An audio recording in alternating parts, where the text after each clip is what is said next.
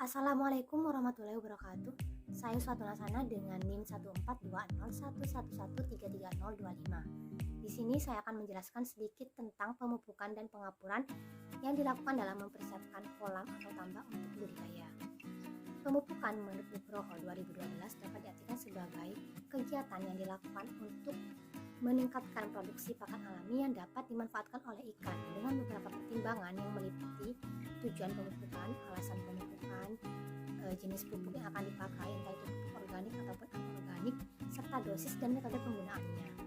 Dalam bidang perikanan, Hijrah DKK 2017 serta Harun dan Takwil 2020 mengatakan bahwa pemupukan bermanfaat untuk menyuplai sumber nutrien agar dapat merangsang pertumbuhan fitoplankton dan dapat meningkatkan produksi ikan.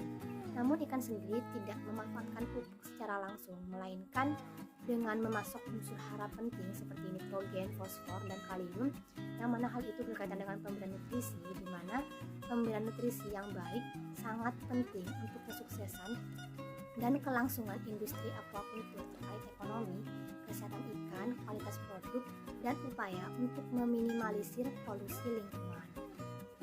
Adapun pengertian pengapuran menurut Arini 2011 adalah kegiatan yang dilakukan karena kondisi tanah dasar pada kolam atau tambak terlalu asam, sehingga dibutuhkan peningkatan pH tanah dengan pemberian kalsium yang terkandung di dalam kapur, agar nantinya unsur-unsur hara seperti fosforus akan mudah diserap dan tidak diikat oleh unsur besi maupun aluminium.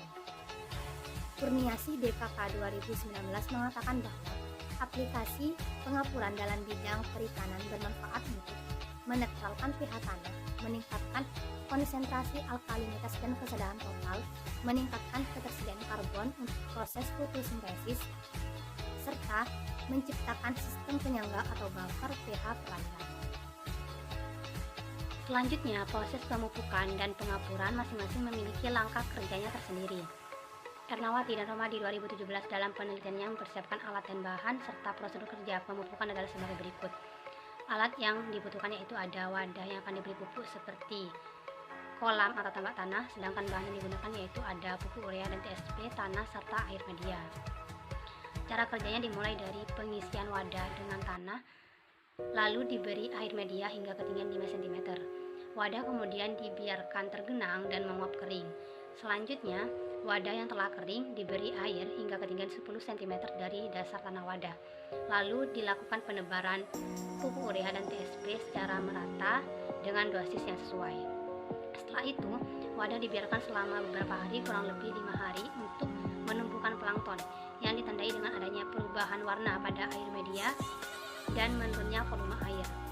Selanjutnya, wadah kembali ditambahkan air secara berangsur-angsur hingga mencapai ketinggian 10 cm.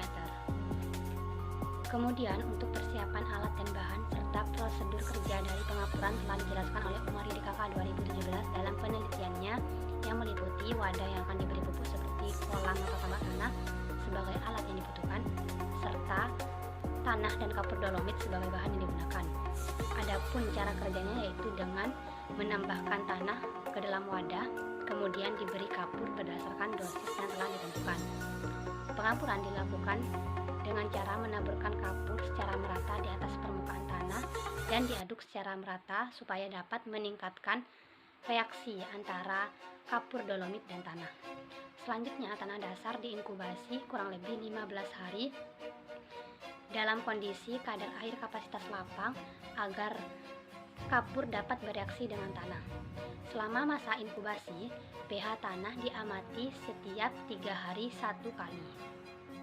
Nah, untuk lebih jelasnya, mari kita simak video berikut ini.